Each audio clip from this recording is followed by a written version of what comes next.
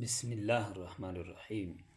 قدرمند رسول الله مبارک علیه السلام یې ورې د مور پلور د قدر د احترام ذکر وکړ، بیان یې وکړ. یو صحابي ورته فرمایي یا رسول الله د مور پلور خو مړه دي، زه څه وکړم؟ خو یو وصیت یې ورته کړی و دا چې ته د مو د طرفه نه غلام ازود که. یا رسول الله غلام وست نه لرم، امو سره یوه وینځه ده خو آها انپړه وم. رسول الله مبارک علیه السلام ورته وفرمیل چې ترې ووله.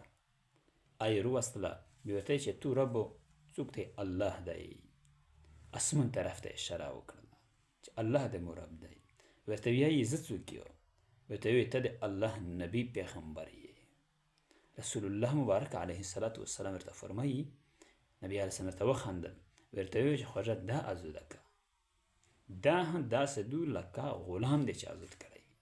نو قدرمنده د یوه سړي مور پلور مړه دي، د مور پلور وصیتونه پرې راکول چې څه شي باندې وصیت درته کړی، په دا درته کړی وي جماعت جوړ کړه، په دا درته کړی وي قرآنونه تقسیم کړه، په دا درته کړی وي تبلیغ ته لوټ شه، په دا درته کړی وي چې ته مطلب په منباد په مار نه بعد علم ته واچوي، په مونه بعدو مطلب د دی دا صدقه وکړي، په مرګ نه بعد دا د ذکر اذکار وشه وکړي.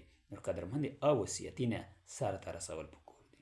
یا دا وصیت یې درته کړی وي چې د مو د ملګري سره، یا مور درته وایي چې د مو د ملګري سره ته مطلب هغه جوړښت سوته چې کوم نو هغه جوړښت سوتلی قدرمندې اهتمام کول پکار دي.